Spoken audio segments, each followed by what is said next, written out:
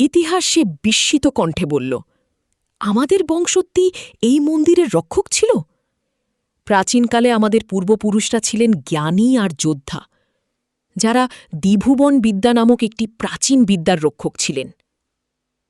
দ্বিভুবন বিদ্যা কি? আমি জিজ্ঞেস করলাম। এটা একটি প্রাচীন গান, যা প্রকৃতি আর মানব মনের সংযোগ সম্পর্কিত। এই বিদ্যার সাহায্যে আমাদের পূর্বপুরুষরা প্রকৃতির সাথে সহ অবস্থান করতেন। তারা প্রকৃতি থেকে শক্তি আহরণ করতে পারতেন, রোগ সারাতে পারতেন, এমনকি মনের শক্তি দিয়ে নিজেদের নিরাময় করতে পারতেন। বাবা, তাহলে তো আমরাও এই শক্তি পেতে পারি? অভিজিৎ উত্তেজিত হয়ে বলল। দেবাশিস মাথা নাড়ল। এত সহজ নয়। এই বিদ্যা শিখতে বছরের পর বছর লাগে। আর সবচেয়ে বড় কথা, এই বিদ্যা শিখতে হলে মনকে শুদ্ধ করতে হয়, আত্মাকে পবিত্র করতে হয়। অনন্যা বইয়ের পাতাগুলো দেখতে লাগল। এই দেখো, এখানে কিছু আঁকা আছে, দেখতে অনেকটা ব্যায়ামের মতো। গু, সত্যিই পাতায় বিভিন্ন শারীরিক মুদ্রা বা পোজের ছবি আঁকা ছিল, যার সাথে কিছু ব্যাখ্যাও লেখা ছিল। দেবাশিস সেগুলো পড়তে লাগল। এগুলো শক্তি আহরণের মুদ্রা। এই ব্যায়ামগুলো করলে মানুষ প্রকৃতি থেকে শক্তি গ্রহণ করতে পারে। কি? হঠাৎ মন্দিরের ভিতরে একটা অদ্ভুত শব্দ শুনলাম আমরা। চমকে উঠলাম। টর্চের আলো ফেলতেই দেখলাম মন্দিরের একটি কোণে একটি মানুষের আকৃতি। সে ধীরে ধীরে আমাদের দিকে এগিয়ে আসতে লাগল। কি ওখানে? দেবাশিস কাঁপা গলায় জিজ্ঞেস করল। আমি তোমাদের অপেক্ষা করছিলাম। একটি শান্ত গম্ভীর কণ্ঠস্বর শোনা গেল। আমাদের সামনে এসে দাঁড়ালেন একজন বৃদ্ধ। তার দীর্ঘ সাদা দাড়ি, জ্যোতির্ময় চোখ, গায়ে একটি সাদা আলখাল্লা। তাকে দেখলে মনে হয় তিনি এই মন্দিরেরই একজন। আপনি কি? আমি ভয়ে ভয়ে জিজ্ঞেস করলাম, আমি রাজীব দত্ত। আমি এই মন্দিরের বর্তমান রক্ষক। তিনি মৃদু হাসলেন। দত্ত?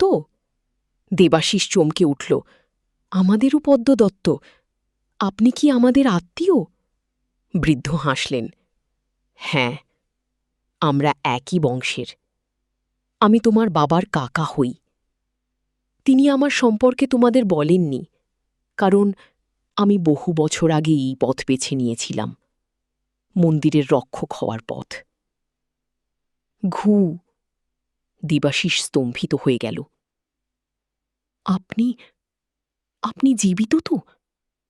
বাবা কখনো আপনার কথা বলেননি? ঘু। তোমার বাবা অনেক বছর আগে আমাকে খুঁজে পেয়েছিলেন। তিনি আমাদের পূর্বপুরুষদের ইতিহাস জানতে চেয়েছিলেন। আমি তাকে সবকিছু জানিয়েছিলাম। রাজীব বললেন, তিনি প্রতিজ্ঞা করেছিলেন যে তিনি একদিন তার পরিবারকে এই সত্য জানাবেন এবং তাদের এখানে নিয়ে আসবেন। দুঃখের বিষয়, তিনি নিজে আসতে পারেননি, কিন্তু তোমরা এসেছ, তার সন্তানেরা। আগু, আপনি এতদিন কিভাবে বেঁচে আছেন? আমি বনি জিজ্ঞেস করে ফেললাম। তারপর নিজের প্রশ্নে নিজেই লজ্জিত হয়ে পড়লাম। রাজীব হাসলেন। ত্রিভুবন বিদ্যা। এই বিদ্যার কারণেই আমি দীর্ঘজীবী হয়েছি। প্রকৃতির সাথে সংযোগ, শুদ্ধ জীবনী, আপন আর এই মন্দিরের শক্তি, এসব মিলে আমার আয়ু বাড়িয়েছে। ঘু। আমরা অবাক হই তার কথা শুনছিলাম। তিনি আমাদের মন্দিরের আরও ভিতরে নিয়ে গেলেন। সেখানে ছিল আরও অনেক প্রাচীন পুঁথি, মূর্তি আর একটি অদ্ভুত বস্তু, একটি স্ফটিকের গোলক, যা থেকে নীলাভ আলোকের ছিল। এটাই ত্রিভুবন বিদ্যার কেন্দ্রবিন্দু। এই স্ফটিকের মাধ্যমে আমরা প্রকৃতির শক্তি আহরণ করি, রাজীব ব্যাখ্যা করলেন। এই বিদ্যা শিখতে আমাদের কত সময় লাগবে?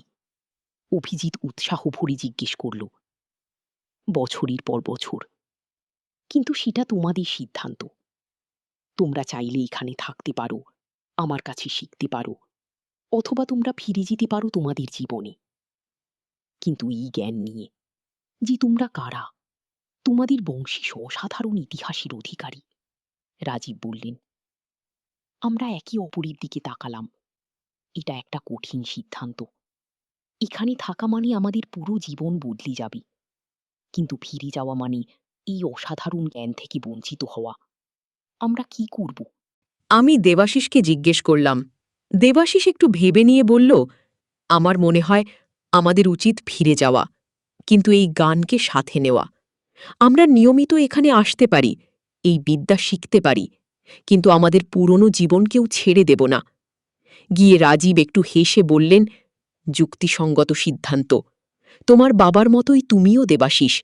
তোমরা যেতে পারো, কিন্তু মনে রেখো, এই মন্দির, এই জ্ঞান, এটা তোমাদের উত্তরাধিকার গো। তারপর তিনি আমাদের কয়েকটি বই দিলেন, যেগুলো থেকে আমরা দিব ত্রিভুবন বিদ্যার প্রাথমিক শিক্ষা পেতে পারব। আর দিলেন একটি লকেট, ঠিক মন্দিরের প্রতীক, আকাশী লকেট, যা আমার শ্বশুরের ছিল। এটা পরে রেখো, এটা তোমাদের রক্ষা করবে, তিনি বললেন। আমরা বিদায় নিলাম রাজীবের কাছ থেকে, প্রতিজ্ঞা করলাম আবার আসব। মন্দির থেকে বেরিয়ে আসার পর আমরা দেখলাম সূর্য ডুবে যাচ্ছে। আকাশে রঙের খেলা, সমুদ্রের শব্দ, সবকিছু যেন আরও সুন্দর লাগছিল। এখন এটা তাহলে সত্যি? অভিজিৎ বিড়বিড় করে বলল, আমাদের দাদু একজন অন্বেষক ছিলেন, আর আমরা এক প্রাচীন বিদ্যার উত্তরাধিকারী। গো, দাদু সত্যিই অসাধারণ ছিলেন, অনন্যা বলল। যখন আমরা ক্যাপ্টেন রহমানের কাছে